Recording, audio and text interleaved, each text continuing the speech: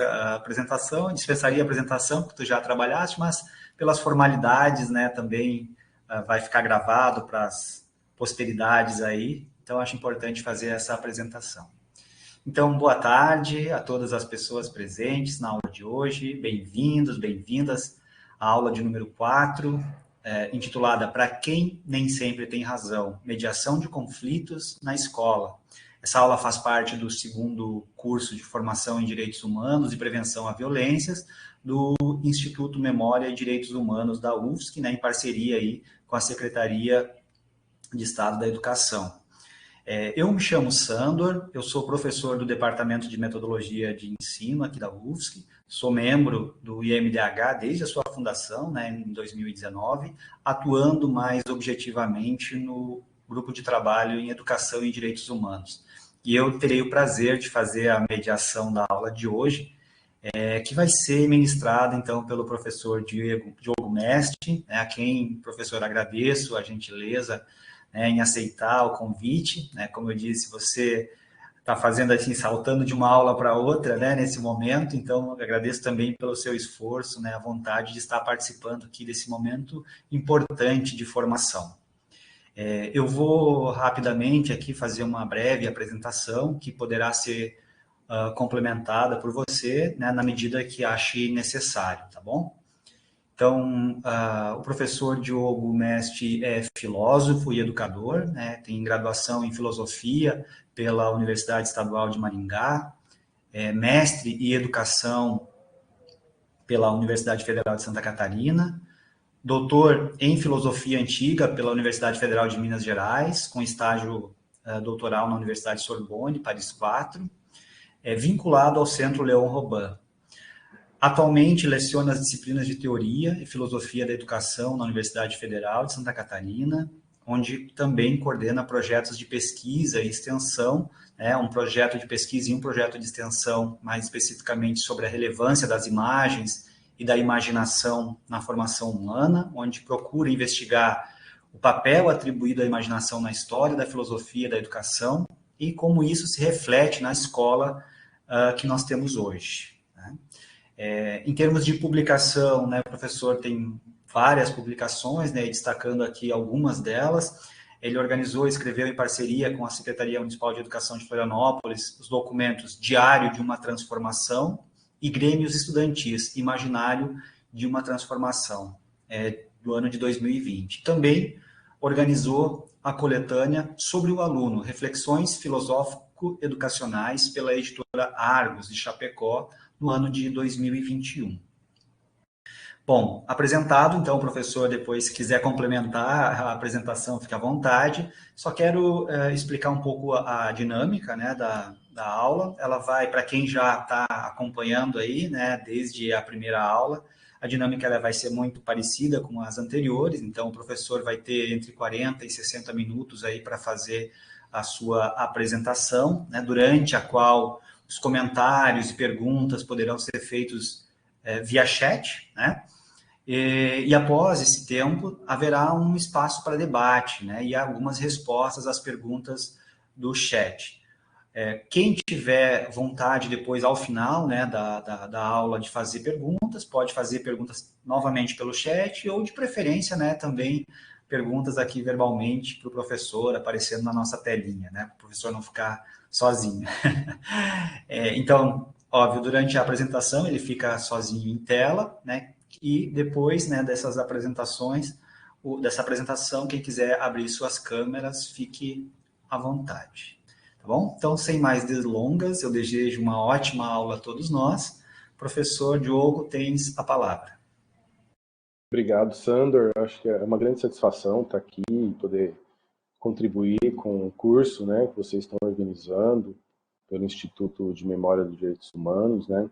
A gente está próximo, né, eu estou no ED, você ali no meio, mas eu ainda não o conhecia, então também é uma satisfação e um prazer conhecê-lo, né. Espero me aproximar do Instituto também, né, e compartilhar desses espaços com vocês, assim, tenho grande interesse, né, nas discussões que vocês fazem, nas organizações que vocês levam adiante, né. Agradeço aos coordenadores, né, do Instituto também, agradeço a Simone, que foi quem fez a mediação, né, no curso de pedagogia, a professora Patrícia também, que abriram as portas, vamos dizer assim, para essa possibilidade a partir de um diálogo que a gente estabeleceu aqui na pedagogia, né, no curso de pedagogia. O pessoal já me conhece, eu acho que eu já dei uma formação para vocês, né, também fico feliz de poder complementar um pouco a discussão que a gente fez em julho, porque dado o empenho, né, e também o quanto que as discussões se desenvolveram naquela ocasião, eu acabei decidindo deixar a discussão sobre mediação de conflitos, que talvez seja tão importante quanto as outras discussões, um pouquinho para uma outra oportunidade, né? E aí existiu essa oportunidade, esse espaço, né? Esse convite do pessoal do Instituto de Direitos Humanos, né? De Memória dos Direitos Humanos.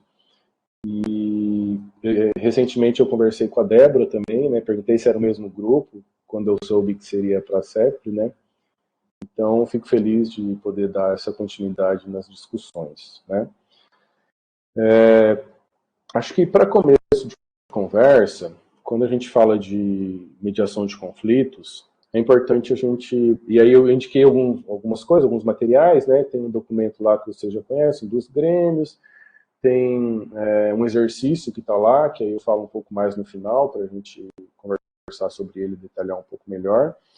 E tem um vídeo, né, que eu também já tinha apresentado lá para vocês naquela ocasião daquele curso de formação em julho. Então, tem algumas falas do vídeo que são muito interessantes, né, e que daquelas crianças que estão ali no vídeo e que representam uma sabedoria, em certa medida, né, maior do que o tempo ao qual elas pertencem, né.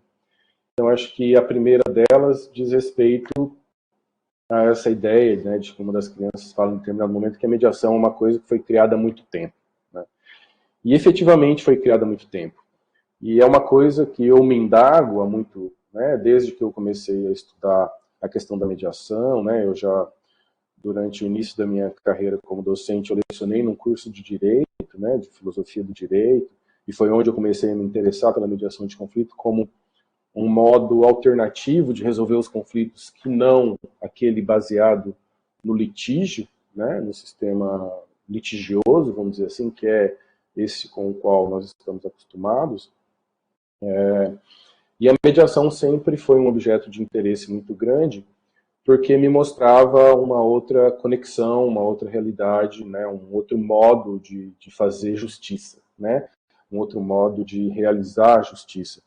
E um modo que se preocupa muito mais com a ideia de equidade, né, do que a ideia de uma igualdade formal e abstrata, tal como a gente compreende hoje, né.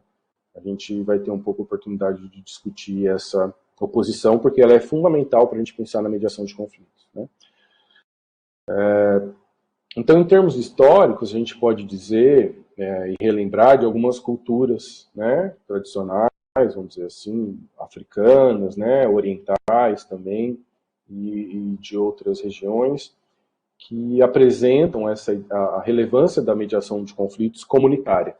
Então, a própria filosofia Ubuntu, por exemplo, né, que talvez algumas pessoas já tenham ouvido falar, ela parte da ideia de que a grande frase, né, eu sou porque nós somos, tem uma dimensão de mediação de conflitos ali muito importante, né. Em algumas culturas, como na Yorubá, por exemplo, é vergonhoso não ser capaz de resolver os seus conflitos, né. E se a gente leva o nosso conflito ao tribunal, vamos dizer assim, a gente entra num estágio de vergonha social, né. Então, eles têm uma frase muito importante, né, em que eles dizem que a língua e os dentes frequentemente entram em conflito, né. Discutir e se reconciliar seria uma marca de grande responsabilidade, né.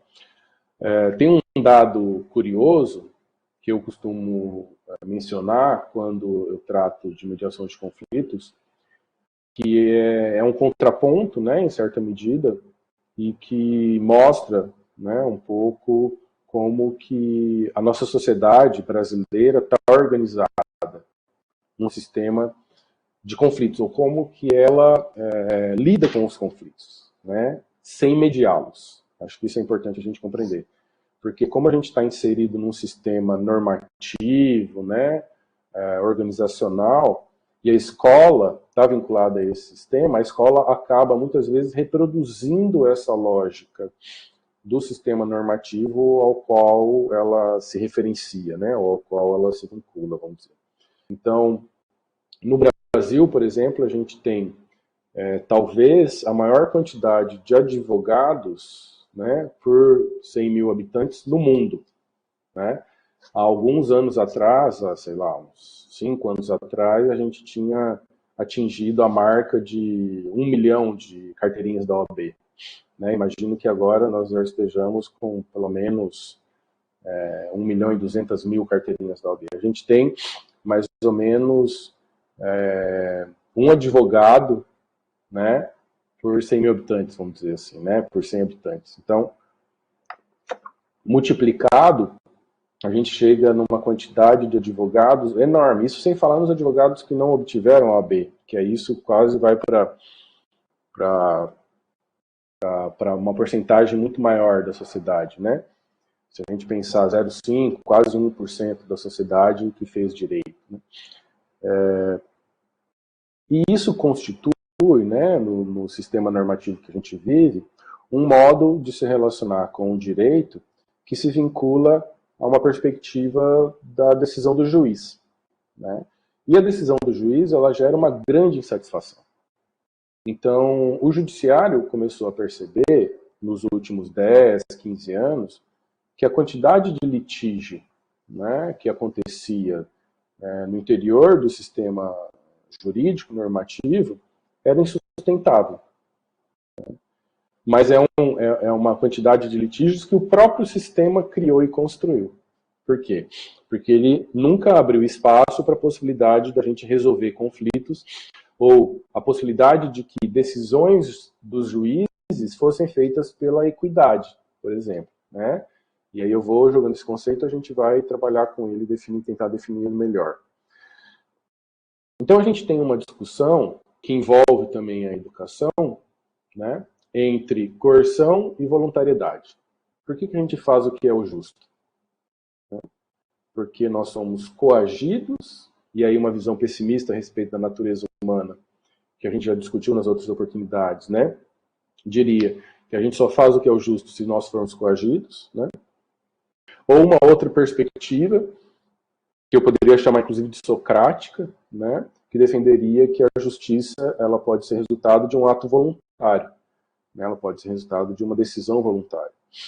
Então, além disso, a gente pode pensar que a decisão de um juiz num processo judicial, e quem tem amigo advogado, né, e que já pensou em entrar com uma ação na justiça, provavelmente ouviu desse amigo verdadeiro advogado, porque aquele que é amigo de verdade, ele fala assim, não entra na justiça não. A dor do processo vai ser muito maior do que você relevar determinada coisa. É claro que a mediação de conflitos não se aplica a tudo. Né? É claro que em determinadas circunstâncias, a pena, a punição, né, ela faz parte de um limitador também, né? Claro.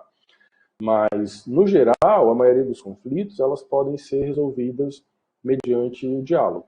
Né? Conflitos interpessoais, conflitos dentro da sociedade, das comunidades, dentro da escola. Né? Do mesmo modo, a gente pode dizer que a judicialização está em oposição à mediação de conflitos. Né? E a mediação ela tem uma dimensão muito mais preventiva do que punitiva. A mediação, portanto, ela se encaixa numa discussão em que a gente vai tentar desenvolver previamente os mecanismos para que nós possamos enfrentar os conflitos quando eles surgirem. Porque a gente trabalha com uma concepção de que os conflitos fazem parte da vida. A gente não pode ter uma concepção ingênua a respeito do conflito como se ele fosse o problema em si. Né? Não resolvê-lo é que gera, na verdade, o problema. Não enfrentá-lo ou não termos dimensões para enfrentar esses conflitos é que geram esses problemas, né? E o problema na nossa sociedade é que a gente vive muito a reboque, ou seja, a gente surge depois do conflito, preocupado em como resolver. E aí, como contraponto a essa nossa cultura, né, a nossa sociedade, por exemplo, que tem 1.200.000 advogados, a gente pode citar a China, né, que para alguns estudiosos sequer tem uma concepção de direito. Olha só para vocês verem. Né? Alguns estudiosos defendem que os chineses não têm noção de indivíduo ou de direito, tal como a gente tem no Ocidente. No entanto, eles têm quase 900.000 centros de mediação comunitária. Né? Então, talvez uma sociedade que não tenha o direito, tal como a gente compreende, como um indício, inclusive, de civilização, possa apontar ou possa indicar um mecanismo de mediação comunitária que nós nos esquecemos. Então, a minha grande preocupação e a minha grande indagação é por que, ao longo do processo histórico, nós nos esquecemos ou nós abandonamos aquilo que nós já sabíamos, né? Aquilo que povos ancestrais já sabiam, aquilo que outras civilizações já sabiam. E aí a grande pergunta é, por que a gente abandonou a mediação? Né? Porque a mediação ela não é inventada quando o Conselho Nacional de Justiça ou os tribunais lotados de processo começam a se indagar ou a se preocupar, vamos dizer assim, com uma quantidade de processos e a letargia do judiciário. A letargia do judiciário, a demora do judiciário brasileiro, ela é causa do próprio sistema, da própria organização do sistema judiciário. Né? Então é o judiciário que criou para si mesmo os problemas. Não é que a sociedade ela entra muito em litígio. Ela entra em litígio porque a organização da sociedade assim quase incita ela a entrar em litígio. Né? Diferente de uma posição mais preventiva e comunitária de resolução de conflitos. Então a gente tem que, quando eu falo de mediação de conflitos, é um exercício de resgatar isso e de adotar isso como perspectiva preventiva. Né? A gente, naquela ocasião que a gente discutiu em julho, tinha sido muito recente aquele atentado à creche. Né? E na primeira ocasião que eu comecei a discutir mediação de conflitos na prefeitura, por exemplo, e a participar de uma tentativa de organização dos grêmios estudantis, como inclusive espaços de mediação de conflitos, que acabou gerando esse documento, né? Tinha acontecido o atentado em Suzano, por exemplo. Né? Então, e agora a gente começou a ver nesse ano também vários atentados, né? Agora recentemente aconteceu um outro também, vinculados um pouco a uma lógica do bullying, né? Quer dizer, vinculado a uma lógica dos conflitos interpessoais nas escolas. Então, há alguns anos nós temos tido alguma experiência, né, em Minas Gerais, acho que talvez tenha sido um dos primeiros estados a levar adiante essa perspectiva e a discussão a respeito desses temas, mas isso está se espalhando. É uma pena que as pessoas se preocupem com isso somente depois que acontece alguma tragédia. Né? E a resposta depois de alguma tragédia é um pouco a resposta que em geral acontece, né, diante de alguma tragédia, é a resposta por mais punição, mais policiamento, né, que foi um pouco a resposta que o Estado de Santa Catarina deu. Né? O Estado de Santa Catarina decidiu criar espaços, né, criar uma legislação para colocar mais policiamento nas escolas. Né? E eu me pergunto, será que o policiamento vai prevenir? Né? O policiamento, na verdade, ele é uma imagem, né, de segurança para o medo que a gente ficou, né, de um maluco pular o muro da creche, né, e cometer uma atrocidade com as nossas crianças. Né? Então eu tenho filho também em creche, e aí a gente ficou com esse medo. Né? Eu acho que o medo é natural, mas a gente tem que pensar se a resposta é natural. Eu acho que o medo é natural, a preocupação é natural. mas a gente estava quase colocando cerca elétrica na escola, colocando arame farpado na escola, porque a escola tem muitos portões e um guardinha na guarita, na entrada, não vai prevenir que alguém entre, né?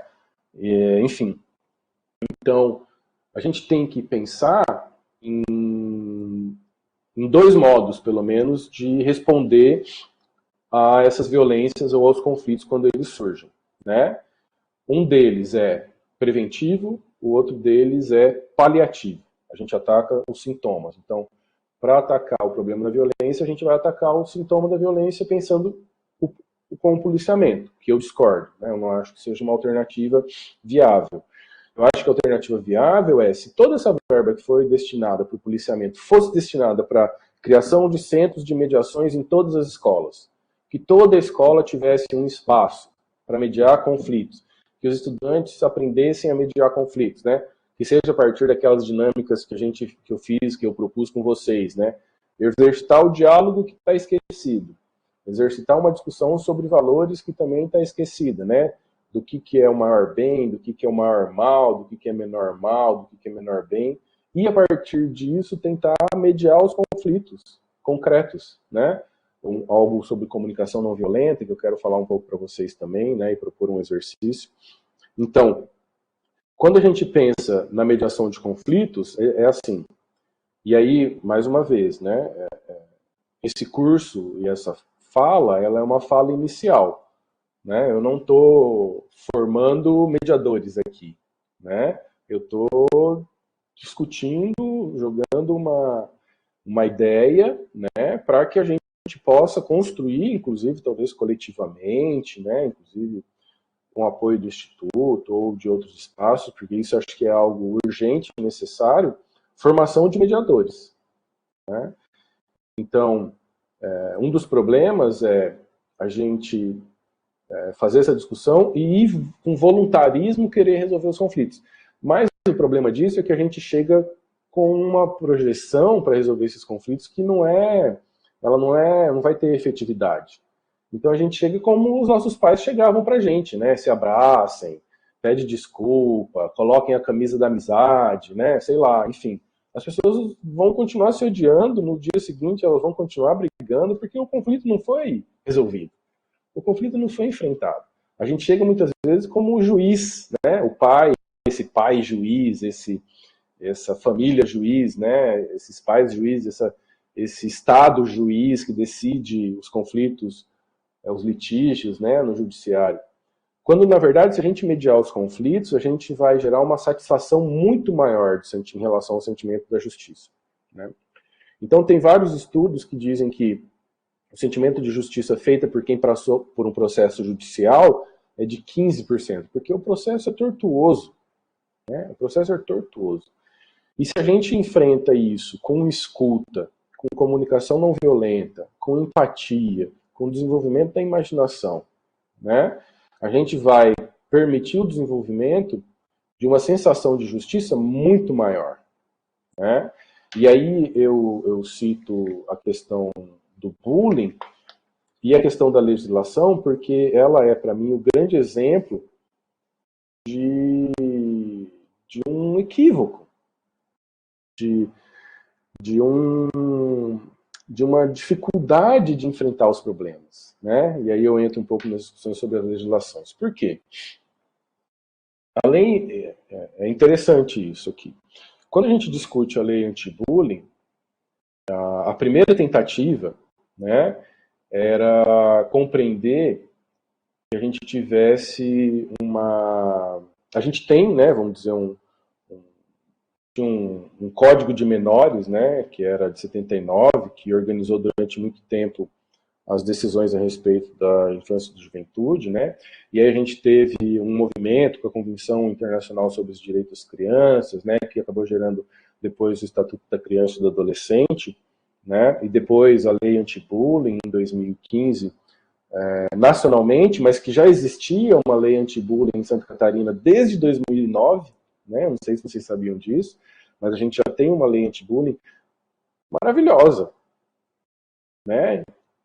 desenvolver capacidade de resolução de conflitos autônomo, criar convênios para que essas coisas sejam, os professores sejam formados nesse sentido, né?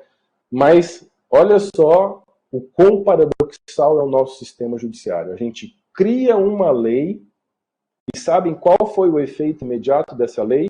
Ela aumentou o litígio no judiciário, né? Então, em 2009, eu não duvido que ela tenha aumentado o litígio no judiciário em relação ao bullying escolar, porque as escolas não preveniram o bullying e os pais começavam a se processar. Os adolescentes começavam a se processar. Tinha um conflito, tinha algo envolvendo bullying e eles levavam isso para a justiça. Por quê? Porque a lei, ela defende a criação de institutos, né, de instâncias de formação, mas ela não cria isso, né? E aí a gente se encontra diante de um dilema. Será que a gente precisa, para resolver os nossos problemas, de mais normas ou de mais formação? Né? Acho que essa é a discussão da civilização, né? Essa é uma discussão civilizacional. A gente pode dividir, inclusive, em debate político nacional, né, as pessoas que acham que a gente precisa de mais norma, mais encarceramento, né? Inclusive, na ocasião do debate da lei de prevenção ao bullying, algumas discussões, né, que queriam defender que a lei de 2015 fosse um programa de punição à intimidação sistemática, né, inclusive envolvendo redução da maioridade penal, né, e queriam usar a lei anti-bullying para contornar o limite da maioridade.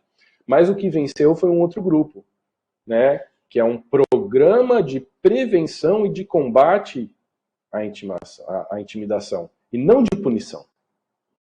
No entanto, a gente, como professor, como mestre, como filósofo, como estudioso, né, a gente acaba adotando uma postura, muitas vezes, punitiva. Veja, mesmo que a gente discorde, isso é contraditório. Então, é como se a nossa mente ela tivesse presa à contradição da lei. A gente cria uma lei linda, maravilhosa, mas na prática essa lei acaba entrando em conflito com a sociedade em que a gente vive, e a sociedade que a gente vive aumenta o litígio, né? Então, os casos no judiciário aumentaram, citando a lei anti-bullying. E essa não é a perspectiva da lei, né? Essa não é, em nenhum momento, em nenhuma perspectiva, a direção da lei, né? Olha só, eu vou ler aqui como que a lei em Santa Catarina de 2009, né, que antecede, inclusive, que cria um programa de combate ao bullying, de ação interdisciplinar, de participação comunitária, né, está muito bem escrita. Então, o bullying pode ser classificado com ações verbal, sexual, psicológico, material, né, físico. Que é isso? É isso que a gente está discutindo. Olha só, 2006, 2009, né, há uns bons anos já. São objetivos do programa: prevenir, capacitar, né, observar, discernir, né, coibir. Então, a gente tem uma organização, né, e eu acho que o próprio NEPRE, né, está inserido nessa tentativa formativa, né, de consolidar esses espaços, por exemplo, de combater o bullying e tal, mas eu diria que é preciso a gente fortalecer essa consciência a respeito do papel do NEPRE, né, e ampliar isso, para a gente não ficar refém de uma postura normativista, né? Então, às vezes a escola ela tem uma postura punitivista e não preventiva, né? Porque a gente não cria centros de mediações escolares. Então, a minha ideia é que a gente possa criar esses centros de mediação escolar, né, antes que a próxima tragédia aconteça. Porque quem está na escola, né, vê as dimensões que os conflitos estão tomando, né, percebe as dimensões que os conflitos estão tomando. E a gente precisa mudar esse rumo, porque com a punição a gente não vai prevenir, né? Com a punição a gente não vai prevenir. Então a gente tem a lei, a gente tem a vontade, vamos dizer assim, a gente precisa, em certa medida, se organizar, né? Então tem algumas leis complementares, né? Que é, por exemplo, na própria LDB tem vários instrumentos, né? No artigo 12, a ideia de cultura de paz, né? Na própria BNCC também fala de aspectos físicos, cognitivos, socioemocionais, a ideia na LDB de essa ideia de estabelecer ações destinadas a promover a cultura de paz nas escolas, né? E prevenção, de combate a todos os tipos de violência, intimidação sistemática, né? Tá lá, tá na lei, né? O nosso sistema legal, ele é lindo, né? Só que a gente precisa aplicar isso, portanto, a gente precisa chegar na escola. E aí a grande pergunta é o como fazer mediação de conflitos escolares, né? É como enfrentar os conflitos. A primeira questão é compreender que cultura de paz não é abafar as diferenças, né? Que cultura de paz não é, achar, é pacificação, né? Que cultura de paz é silenciamento das desigualdades, das injustiças. Cultura de paz não é isso, né? Cultura de paz é diálogo nas diferenças, né? Cultura de paz é construir mecanismos de mediação de conflito entre iguais, vamos dizer, né? Então, a mediação de conflitos, ela não pode ser vista como abafamento de desigualdades. Ela não se destina a isso. A própria comunicação não violenta do Marshall, né?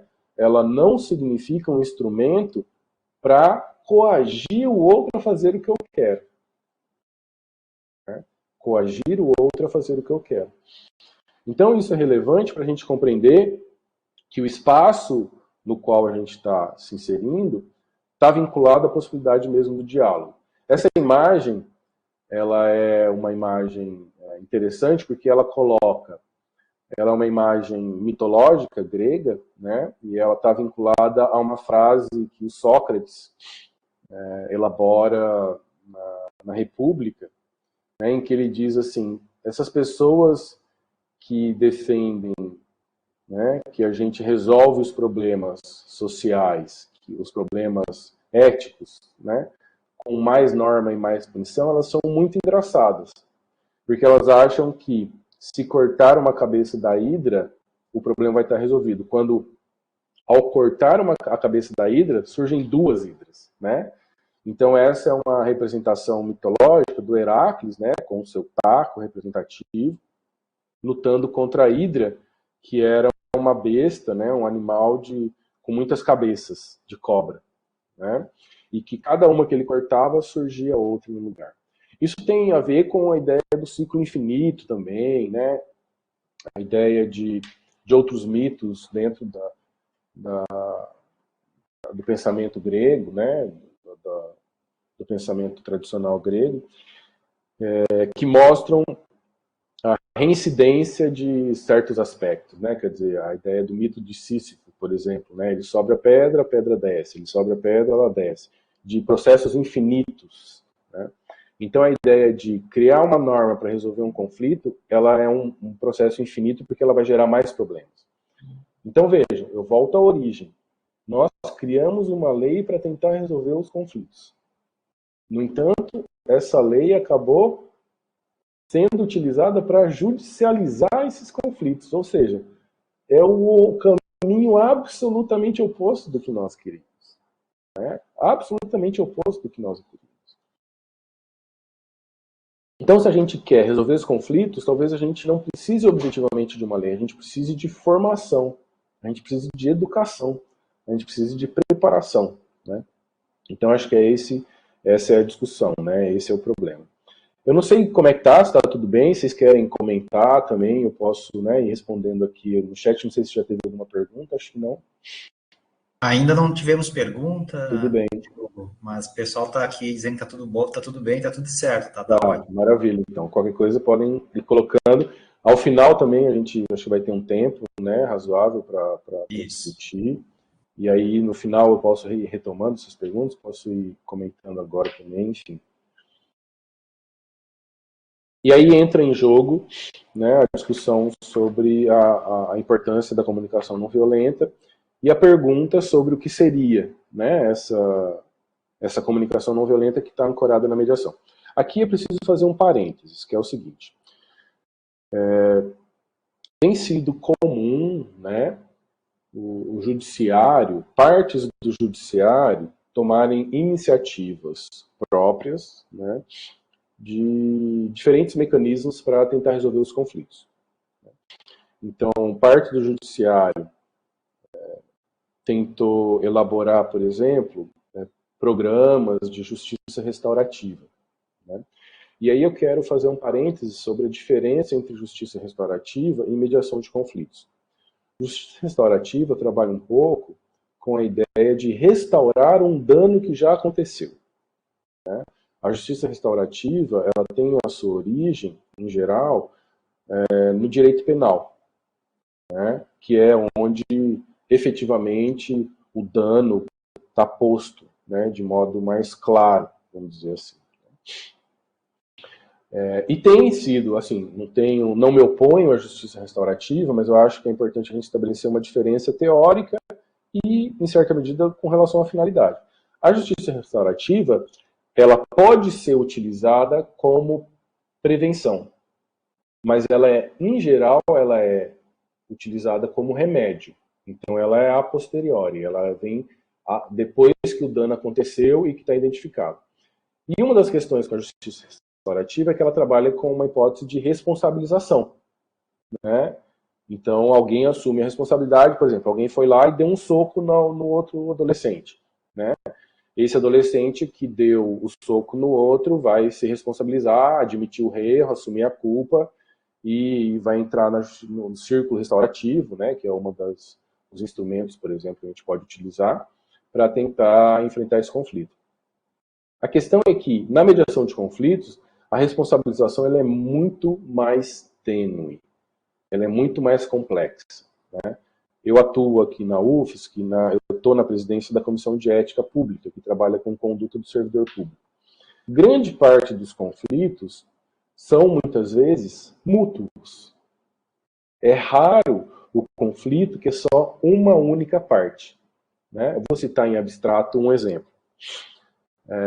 Um caso de um servidor que saiu de um laboratório e esqueceu de, por exemplo, durante, sei lá, 5 dias, num mês, esqueceu de fechar o laboratório. No outro dia a pessoa chega de manhã, abre e o laboratório está aberto, né? E aí a chefe vai lá e faz uma denúncia. Aí na denúncia, vários outros problemas, conflitos aparecem com esse servidor, várias outras dimensões.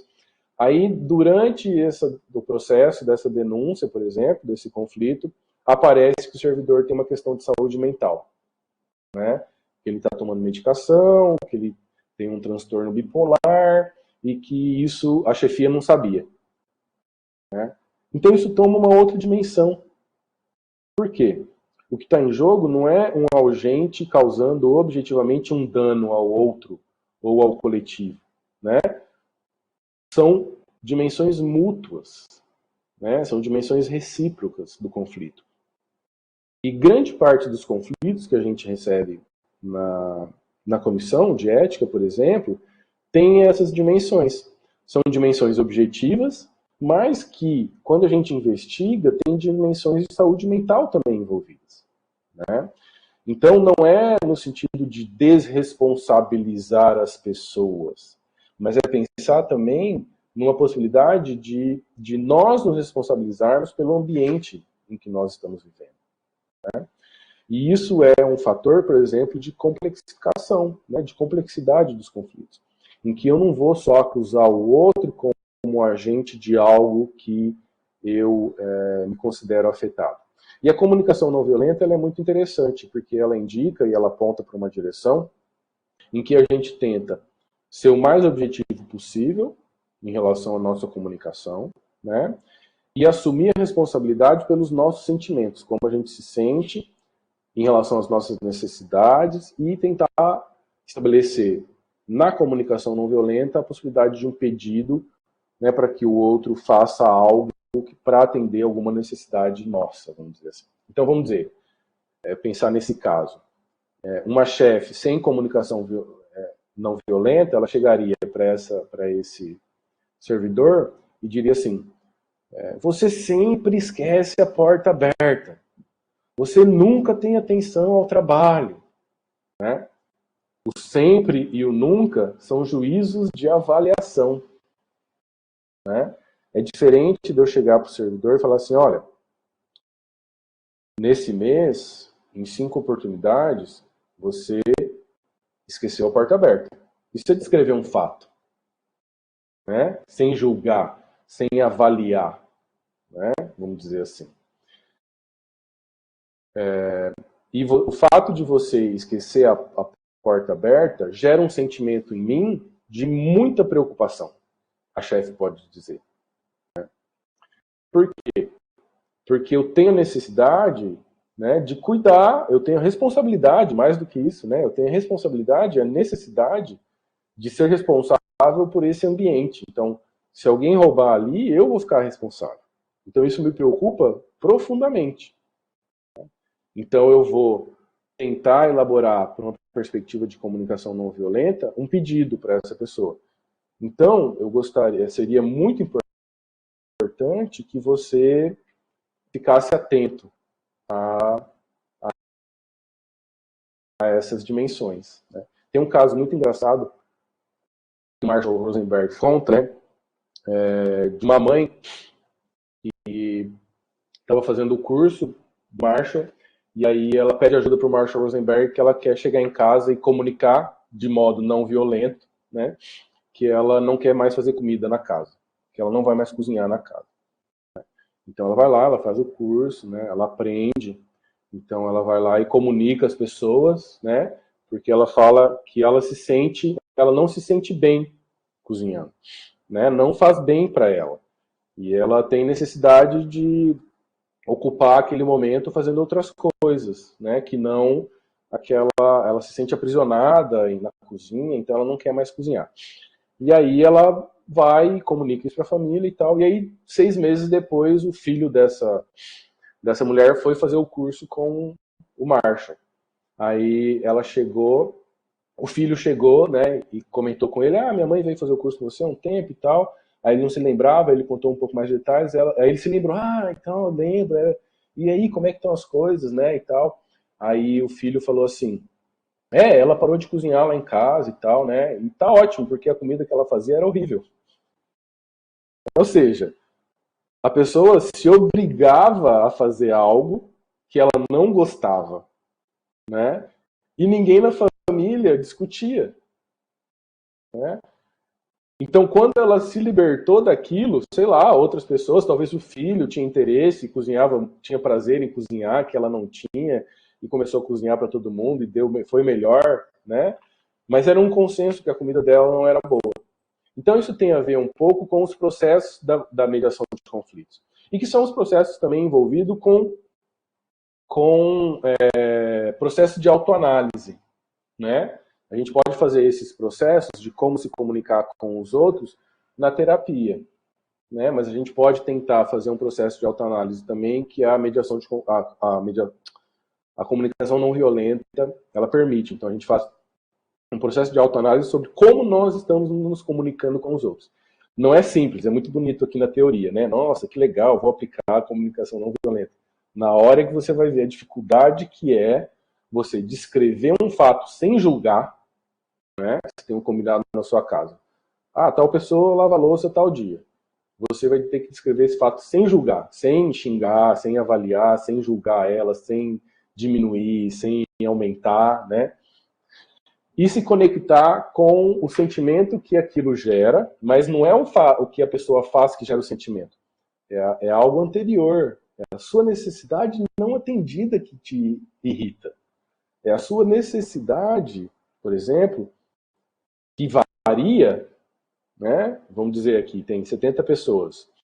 Tá? Vou colocar assim, 30%, eu vou dividir em 3, para não ser muito drástico. Eu acho que a gente poderia dividir em mais pessoas. vamos dizer, 30% tem um nível X de aceitação de louça suja. Né? Por exemplo, sei lá, 23 pessoas mais ou menos aceitariam que a louça fique suja durante a tarde. Né? Outros 30% tem um limite muito curto de aceitação, porque elas querem assim, imediatamente, almoçou, tem que estar tudo limpo depois de meia hora. Então vai lá e imediatamente. E tem outros 30% que são hiper relaxados. Então elas ficam assim, pode passar o dia inteiro. A louça suja, a pessoa vai lavar a louça só à noite. Só no outro dia. Né? E é óbvio que, em geral, essas pessoas estão casadas, né? Em geral, essas pessoas moram na mesma casa, né? Em geral, é pai e filho, em geral, enfim. Em geral, é colega de trabalho. Se a gente pensar em outro contexto, claro que não especificamente sobre limpeza, né? Mas em outra gradação do que as pessoas têm necessidades ou não. E é óbvio que isso gera conflito. Mas eu não posso obrigar a outra pessoa a atender os meus padrões, as minhas necessidades. Então, se eu tenho necessidade, eu tenho que compreender essa necessidade. Você pode expressar para outra pessoa. Você fala assim, olha, eu tenho necessidade, nossa, uma coisa que me corrói. Assim. Se não estiver limpo depois do almoço, eu passo mal. Eu fico mal, fico irritado, fico chateado, fico, né? Então, eu gostaria de pedir para, se é possível, você lavar. Só que quando você faz o pedido na comunicação não violenta, você tem que estar aberto à possibilidade da pessoa não aceitar atender às suas necessidades. E aí é que está o exercício da empatia. Né? Porque a comunicação não violenta não significa adotar uma estratégia para obrigar as outras pessoas a cumprirem e satisfazerem as nossas necessidades e os nossos desejos. Né? Então isso é muito importante.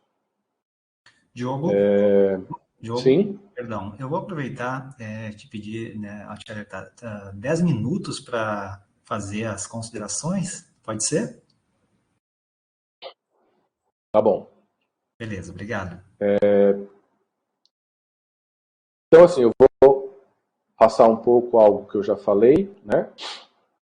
A ideia de mediar,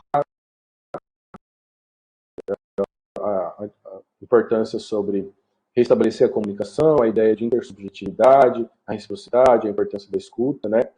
Que vocês estão me ouvindo aqui? Apareceu que perdeu a conexão. Tá dando uma travadinha, mas eu acho que é a conexão da UFSC, porque a minha talvez também esteja.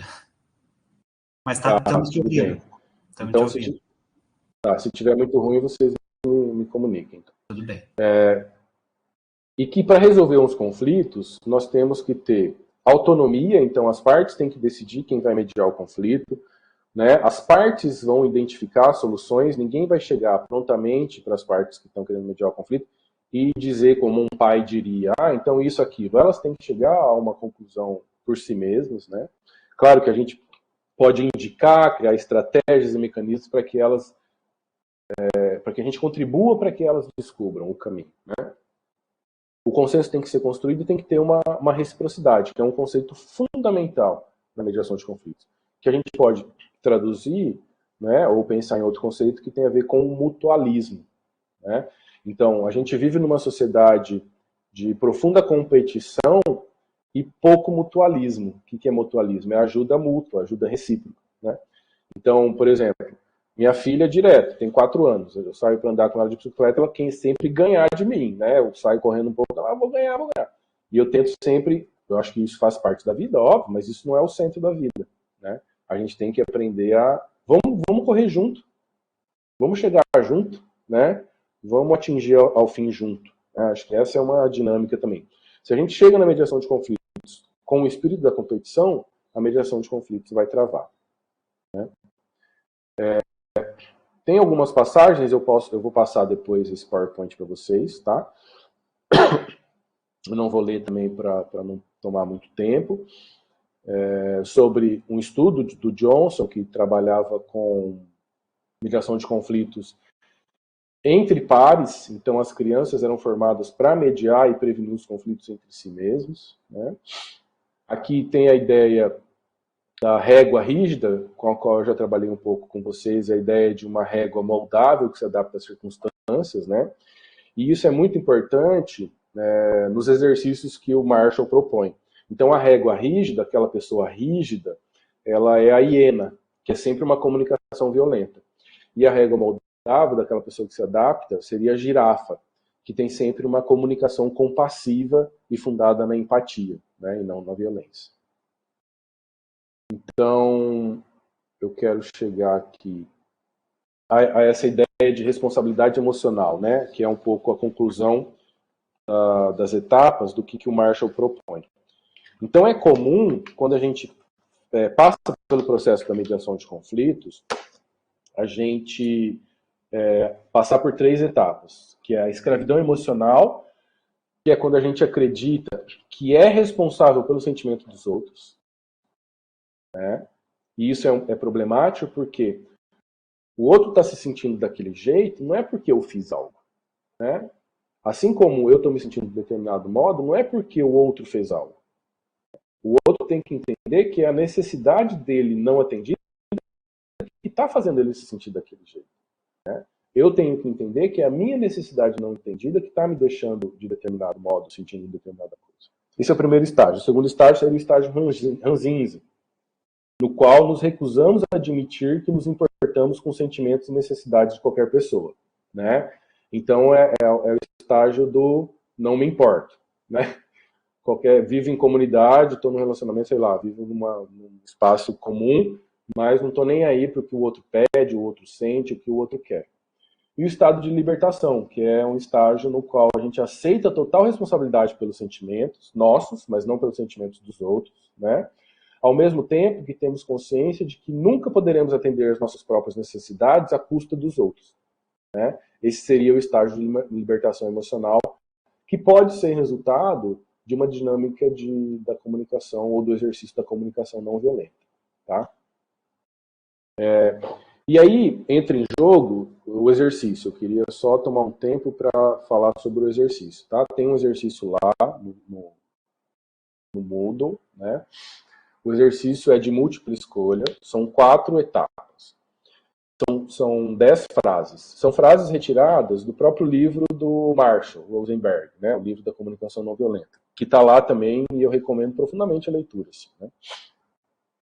É um exercício terapêutico, né? Muito importante, assim.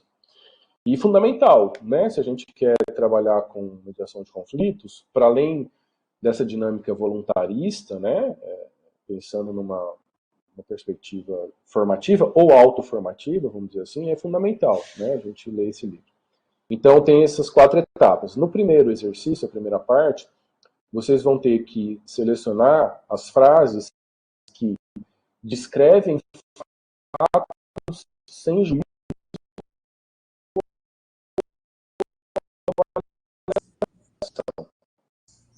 Diogo, minutinhos, travou bastante agora, Lá tá? marcam e depois no final vai ter o feedback, tá? O segundo, que descrevem sentimentos, né? Sem responsabilidade. Travou? Eu acho Isso, que Diogo, né? peço Tá desculpas, se travando puder ainda? Tá melhor? Vocês estão me repetir, ouvindo? não deu para entender o primeiro, tá? Tá. Tá, eu vou repetir então, nessa parte do exercício, né? Perfeito, perfeito, o exercício. Tá. Então, o exercício que está lá são 4 partes, né? A primeira parte, ela são 40 frases, né? 4 partes do exercício. A primeira parte é para vocês avaliarem e marcarem qual frase descreve um fato sem juízo ou sem avaliação, né? O segundo, quais frases descrevem sentimentos sem responsabilizar os outros.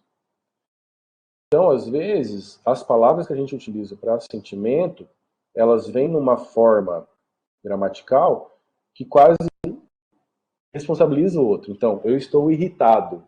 É tipo assim, o outro é causa da minha irritação. É diferente de eu falar, eu sinto irritação. Eu sinto irritação, eu estou me responsabilizando por como eu estou me sentindo, né? Ou eu me sinto entristecido. Entristecido por alguém que fez algo comigo. Ou eu sinto tristeza, né? Eu estou responsabilizando pelo meu sentimento. Então é isso, identificar quais seriam esses sentimentos. A terceira é compreender a necessidade subjacente a determinado sentimento. E é aqui que as coisas começam a ficar mais complexas, né? Então, eu me sinto assim porque determinada necessidade não foi atendida. Então, sei lá, eu tenho necessidade de ser ouvido, eu tenho necessidade de fazer parte desse processo, eu tenho necessidade de defender essa equanimidade, vamos dizer assim, né? E por não conseguir atendê-la, eu me sinto de determinado modo. Então, identificar quais seriam as frases que relatam essas necessidades, também sem culpar os outros. E no final, pedidos que seriam empáticos e não ordens. Né? Então, o último exercício é onde vocês têm que marcar as frases que determinam um tipo de pedido que permite o outro, que não obriga o outro a fazer o que você quer. Então, só como exemplo, assim, eu não vou determinar para o outro que ele tem que lavar a louça, né? Eu vou perguntar para o outro se ele estaria disposto a lavar a louça e assumir esse compromisso, por exemplo, tais dias na semana, né? Ou estaria disposto a assumir o compromisso de cuidar de algo, de assumir alguma responsabilidade, né? Enfim, funcional, no serviço, no trabalho. Acho que só vou tomar mais uns minutinhos, Sandra, só para dar uma encerrada, então, no que a gente estava discutindo. Eu comecei falando um pouco da diferença entre a igualdade, uma diferença entre uma igualdade formal e a equidade. Né? A igualdade formal é a igualdade da norma. Né? Todos somos iguais diante da lei. Né? A lei nos unifica. Né? Ela normaliza e ela universaliza uma entidade que se esquece das diferenças. A equidade, por outro lado, é tratar os diferentes de modo diferente. A gente já discutiu isso um pouco nas outras oportunidades. Né? Para tratar os diferentes de modo diferente, eu tenho que pensar nas diferenças de necessidade. As diferenças de necessidade e de respeito em relação. Tá? Eu acho que a internet está bem ruim aqui, né, no final. Então é só isso, né? Tentar estabelecer uma diferença entre. Agora melhorou, vamos lá, vou falar. As diferenças entre o que seria uma igualdade e o que seria a equidade. A igualdade formal é aquela que unifica a gente, que nos identifica, normaliza por uma perspectiva universal. Todos somos iguais perante a lei. Isso é o formalismo. Todos temos acesso, todos podemos. A equidade é tratar os diferentes de modos diferentes, conforme as suas necessidades. Né? Então, a equidade é uma justiça que a gente pode chamar, ou uma igualdade que a gente pode chamar de igualdade real, não de uma igualdade formal. Né? Então, quando a gente trabalha com mediação de conflitos, a gente tem que ir na direção da equidade, e não numa direção normativa de igualdade formal. Né? Então, a gente vai para além da igualdade formal e tenta atingir aquilo que a gente ouve falar, está na moda. Né? A gente ouve falar, mas também não entende objetivamente, às vezes, como que a gente pratica ou exerce essa equidade.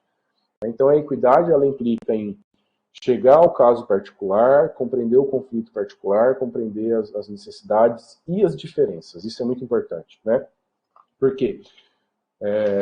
A igualdade ela é uma dimensão política muito importante, de um formalismo político, de um formalismo legal importante, mas ela não dá conta da justiça. Né? A lei não dá conta da justiça. A lei e a igualdade formal não dão conta da justiça. A gente precisa de equidade para gerar, né, a sensação de justiça nas pessoas. E a mediação de conflitos ela trabalha diretamente nesse ponto, né, por essa perspectiva. Então, as pessoas vão sentir que as suas necessidades foram atendidas, porque às vezes elas só querem conseguir expressar elas. E um problema é que a gente não aprendeu em nenhum momento na nossa formação a expressar as nossas necessidades. Ninguém indicou para a gente quais eram as nossas necessidades. Ninguém ensinou a gente a expressar as nossas necessidades. E isso é um exercício fundamental se a gente quiser mediar conflitos. Né? Então é isso, né? Agradeço mais uma vez ao Sander pela mediação, a presença de todos, né? Uma grande satisfação estar aqui, esse grupo também, né? Estou disponível ao que for necessário, possível aí. E obrigado. Valeu, Sander. Imagina, obrigado a você, Diogo, pela excelente aula, né? Tema extremamente relevante e complexo, né? Então, acho que é uma ótima oportunidade, assim, de a gente estar debatendo. E aproveito, né, aqui para perguntar se as pessoas presentes aqui têm vontade, né, de fazer alguma pergunta, algum comentário. Eu vi que no chat aqui nós não temos perguntas, né, mas mais elogios, né, todos gostando bastante da tua fala, do tema trazido, né, mas eu acho que é importante a gente continuar aqui pegando mais um pouquinho, né, dos conhecimentos do Diogo com algumas perguntas. Eu teria algumas perguntas aqui, Diogo, né, até como um pouco um desconhecedor assim dessa temática, né, mas bastante interessado. Então, eu acredito que é importante você trazer mais algumas coisas para nós. Bom, gente, aquela dinâmica, né? Quem tiver alguma pergunta pode optar por fazer pelo chat ou aqui verbalmente ao professor, né? Então a gente fica aguardando aqui os comentários. Veio uma bem simples ali no chat, né? Como que eu percebo o conflito na faixa de Sim, Gaza? desculpa, eu não tinha visto. Aham. Quer falar sobre? É assim, não, eu acho que é interessante porque o Marshall, no livro dele, ele fala de um exemplo, inclusive, que refere ao conflito entre judeus e israelenses, né? E ele diz assim, tem uma ópera, eu não lembro qual que é o nome da ópera, mas é talvez uma ópera israelense que seja uma das mais famosas, né, do mundo, né? E é uma ópera que é conjunta de judeus e palestinos, né? E ele diz que tinha muito conflito entre, obviamente, por toda essa dimensão, né? Assim, eu não vou entrar em detalhes sobre o conflito objetivo hoje. Assim, eu tenho uma posição clara, né? Mas eu não sou especialista no assunto e acho que não é a ocasião também de eu tomar uma posição nesse caso, né? Mas eu recomendo, por exemplo, o Reginaldo Nasser, que é um professor da PUC de Relações Internacionais, né? Tem muitos vídeos dele falando sobre o conflito, né? Sobre a historicidade do conflito. Recomendo, por exemplo, um podcast de um historiador aqui da UFSC, né? Que é o Iclis, que falou um pouco sobre esse conflito também, né? Os conflitos entre os palestinos e os israelenses, né? Mas voltando para o Marshall, né? Para a mediação de conflito, ele fala assim: os israelenses tinham preconceito contra os palestinos, que eles acreditavam que os palestinos eram incapazes de tocar a música israelense, né? E os palestinos, por seu lado, acreditavam que os israelenses eram incapazes de tocar as músicas palestinas. Então, assim, é termos de afinação, vamos dizer. Eu sou um violinista, né? Eu acho que o israelense nunca vai perceber, né, a capacidade e a possibilidade de tocar a nota como eu toco no violino da música que eu toco, como eu aprendi na minha vida, como eu sinto, né? Como eu sinto essa emoção. Então, do ponto de vista da orquestra, conseguir, né, fazer com que eles, com as suas respectivas diferenças políticas, históricas, né, que seja, toquem uma mesma nota, é mediar os conflitos, né? Então, quando eles, com dois, por exemplo, um israelense e um palestino, tem um violino, e o objetivo deles é que, ao ouvido do maestro, eles toquem uma nota uníssona, né, a gente chega a uma possibilidade de mediar os conflitos, de superar essas diferenças, né, de superar parte dos preconceitos mútuos. E assim, para resumir, o que eu acho é que nem os palestinos nem os israelenses apoiam essa guerra, né? Essa guerra é de outra ordem, né? Então, assim, é de ordem geopolítica, internacional, tem muitos interesses ali. É uma região que é uma disputa histórica, não se resume aos últimos 50 anos, não se resume aos palestinos e aos israelenses, né? É assim, na pré-história está ali a disputa de império nessa região do Mediterrâneo, né? Então, é bem complexo. Eu acho que a gente tem que procurar a informação o máximo possível para tomar uma posição, né? E eu recomendo essas, né? O Nasser e o podcast do Iclis, chama Obriga História. É um podcast muito bom, né? É um ex-aluno aqui da UFSC e ele virou podcaster e ele trabalha não só esse, como vários outros temas, assim. Bacana, Diogo. Conheço o Ictus, conheço o trabalho dele. Acho que ele está no doutorado agora, ou não sei se ele concluiu o doutorado, né? Aqui na Isso, acho que UFSC sim, que mesmo. legal. Mas é muito interessante mesmo e ótima lembrança, né? Porque ele tem várias falas, né? E algumas delas tocando nessa questão do conflito. Eu queria aqui partir também de uma questão mais pessoal, Diogo, para a gente refletir a respeito, né, dos casos dos conflitos nas escolas. Eu atualmente atuo no departamento de metodologia como supervisor de estágios, né, no curso de História. E eu faço a supervisão na educação de jovens e adultos da Prefeitura Municipal de Florianópolis. Eu fiquei pensando durante a sua fala um pouco da realidade que os meus estagiários, eu, os professores e a coordenação envolvida na EJA passam cotidianamente, né? A partir especialmente da sua fala, quando você coloca que os conflitos na escola muitas vezes acabam extrapolando as questões relativas à própria escola, né? E aí alguns exemplos foram dados da vulnerabilidade social, né, socioeconômica, enfim, abusos, eu incluiria, né, muitos abusos na história daquelas pessoas, o uso de drogas e, em especial, nos 2 ou 3 últimos anos que eu venho observando, é o fenômeno da juvenilização da EJA, né? Cada vez mais os jovens, e aí quando eu digo jovens são adolescentes de 15 anos, né, porque na EJA de Florianópolis, a partir dos 15 anos, você já pode sair do chamado, entre aspas, regular e ir para a educação de jovens e adultos. E a gente tem percebido, né, nos últimos anos, a diminuição da faixa etária da EJA. Eu fui professor da EJA em 2010. E em 2010, nós tínhamos uma paridade, né, entre alunos acima dos 20, 30, 40 anos, né, e alunos jovens mesmo, entre 15 e 20 anos. Agora, né, atualmente, praticamente todos os núcleos têm cerca de 80% de um público de estudantes de 15 a 20 anos. Isso eu estou falando do ensino fundamental, né, não é nem do ensino médio. Isso tem causado, né, uma série de problemas, né, inclusive de problemas de relacionamento, muitos conflitos envolvendo os estudantes, eles entre eles mesmos, eles com professores, e ao analisar muitos desses casos, acaba se descobrindo muitas coisas por trás, né? Abusos, problemas psicológicos, uso de drogas, essa vulnerabilidade social e econômica acaba refletindo também. E aí, quando você traz essa questão da mediação desses conflitos, eu vejo, nossa, como seria importante a figura da mediação nesse espaço, né, que tem se tornado cada vez mais complexo, que é o espaço da educação de jovens e adultos. E aproveitando, né, essa experiência, eu queria te fazer uma pergunta, não sei também se tu vais ter a resposta, né, mas a gente poder refletir junto, né, já que você coloca em determinado momento que a mediação, ela não pode depender do voluntarismo, né? E aí, nesse sentido, como não podemos depender do voluntarismo, você entende que precisaria haver políticas públicas específicas, né, para atuar com a mediação? E como se poderia, estruturalmente pensando, né, fazer esse processo de mediação nas escolas, no chão da escola mesmo?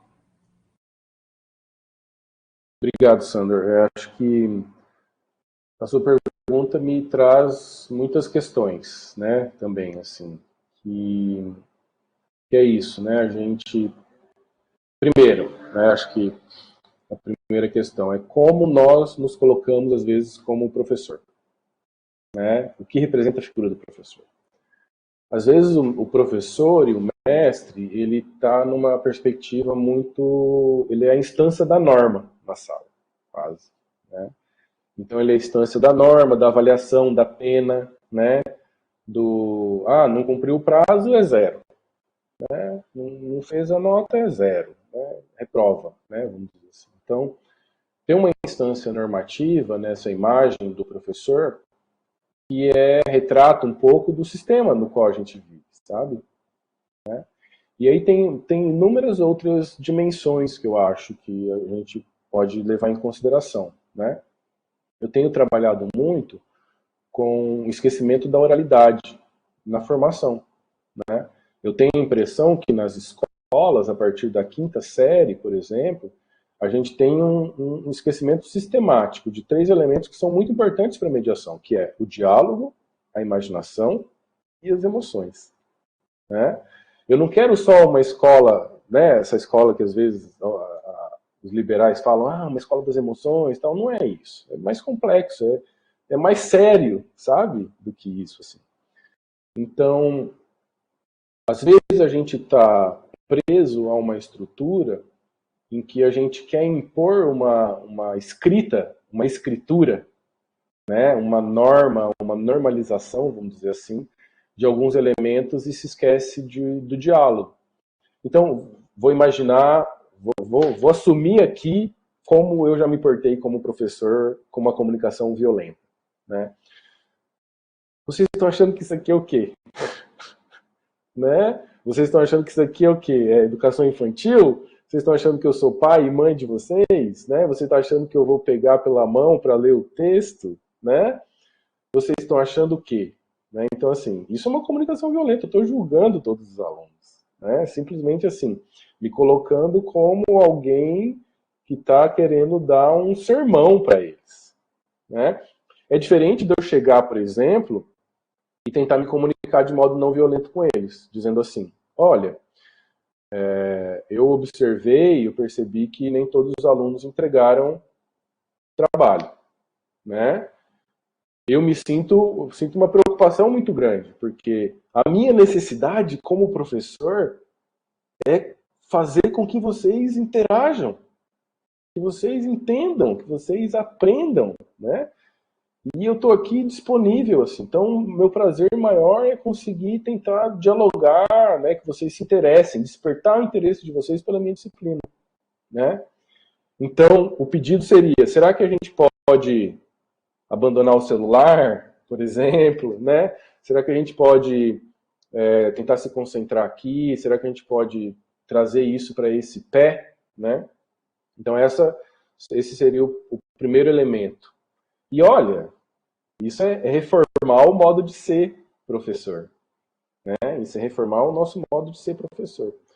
E aí, pensando nesses conflitos no chão da escola, eu acho assim, estudar mediação de conflitos, estudar comunicação não violenta é algo interessante, é importante, né, para todo professor, eu considero, né, porque a gente às vezes é muito reprodutor da violência, né, institucional e simbólica. Então, às vezes a gente tem uma postura crítica, inclusive, de oposição a tudo isso, mas a gente reproduz isso inconscientemente. Né? Isso é um paradoxo também que a gente precisa enfrentar. Né? E essa é uma dimensão, então. A outra é que a gente pode ter boas intenções, mas se a gente for tentar sistematicamente mediar os conflitos, a gente tem que ter políticas públicas. E aí, política pública é formação de mediadores de conflito, né? E vejam, o maior lobby contra os mediadores de conflitos são os advogados. Porque os advogados acham que vão perder dinheiro com uma sociedade sem conflitos. Uma sociedade que media isso.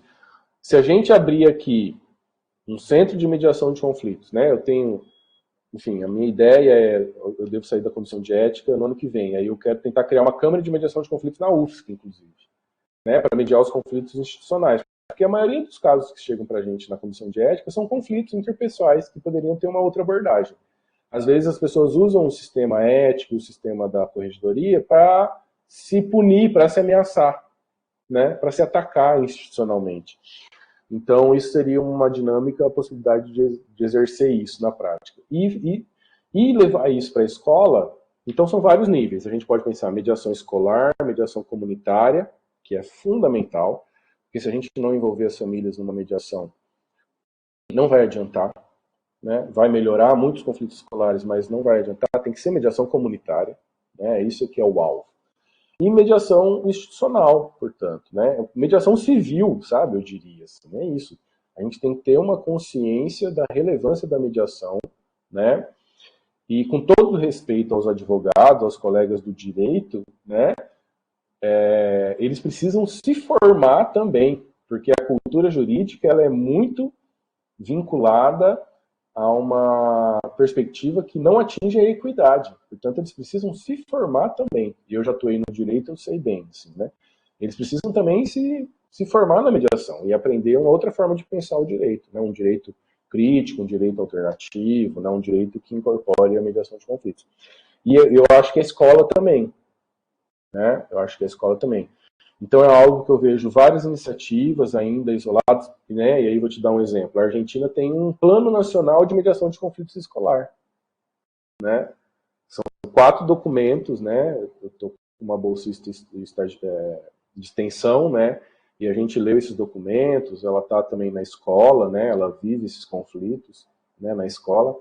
E é isso, acho que a gente tem que ter um plano nacional, mas como a gente não chega lá ainda, né, a gente vai propondo aqui planos municipais, né, quem sabe um plano estadual, né, porque é isso, quando a gente pensa em garantias de direitos humanos, né, de equidade, efetivamente, eu acho que essa é talvez a principal estratégia, né, a principal estratégia.